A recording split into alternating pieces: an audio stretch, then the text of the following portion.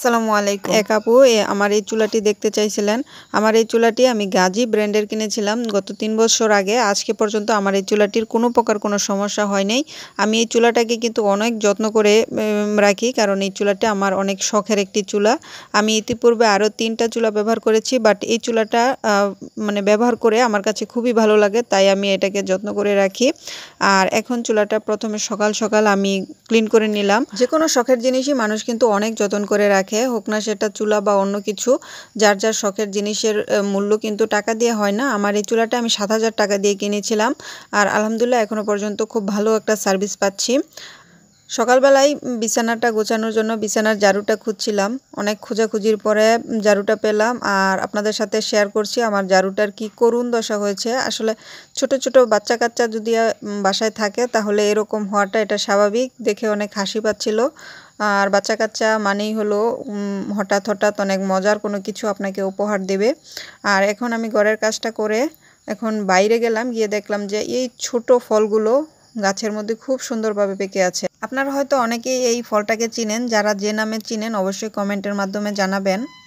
তারপর একটা পেঁপে গাছের কাছে গেলাম, গিয়ে দেখলাম যে 2টা পেঁপে পেকে আছে। একটা পেঁপে অলরেডি পাখিয়ে খেয়ে নিয়েছে, আর এই পেঁপেগুলা পাখিয়েই মোটামুটি সবগুলা খেয়েছে, কারণ এগুলার মধ্যে ভাইরাস ধরেছে, যার কারণে একদমই মিষ্টি লাগে না। আর এই পেঁপেটা আমি পেরে নিয়ে আসছি, কারণ এর মধ্যে যে অনেকগুলা বিচি আছে সেগুলো আমি এক জায়গায় ফেলতেছি, যাতে করে ওখানেও অনেক পেঁপে গাছ হয়, আর ওগুলা আমি পরবর্তীতে লাগিয়ে দেব। আর এখন আমি পুঁই শাক কাটার জন্য এখানে এসেছি।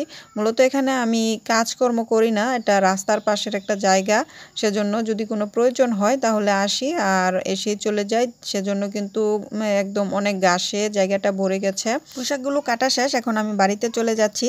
আর আমি এখানে 4-5টা করলার বিচি লাগিয়েছিলাম, সেখান থেকে মাশাআল্লাহ অনেক সুন্দর কয়েকটা গাছ হয়েছে, আর সেগুলোর মধ্যে করলাও ধরা শুরু হয়েছে। আসলে আমাদের এই দেশের মাটি এতটাই খাঁটি যে যে কোনো জিনিস লাগাই না কেন খুবই সুন্দর ফলন আসে, একটুখানি যত্ন করলেই।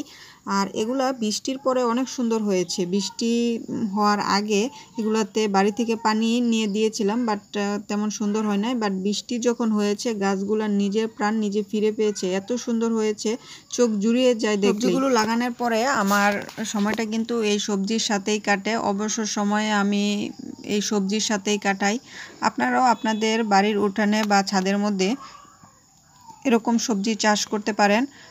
এখন তো বর্তমানে যে কোনো বিচি হাইব্রিড বিচিগুলো পাওয়া যায়, সেগুলোতে কিন্তু দেখা যায় 40, 45 বা 60 দিনের মধ্যেই ফলন পাওয়া যায়। তাই আপনারা নিজের হাতে যে কোনো সবজি চাষ করুন। কথার ফাঁকে ফাঁকে রান্নাবান্না শেষ, আজকে এই পর্যন্তই। আপনি যদি ফেসবুক পেজ থেকে আমার ভিডিওটি দেখে থাকেন তাহলে অবশ্যই পেজটি ফলো, লাইক এবং অন্যদের সাথে শেয়ার করবেন। আর যদি ইউটিউব চ্যানেল থেকে দেখে থাকেন তাহলে অবশ্যই আমার চ্যানেলটি সাবস্ক্রাইব করে পাশে থাকা বেল আইকনটি ক্লিক করে ভিডিওতে একটি লাইক দিয়ে রাখবেন। আল্লাহ হাফেজ।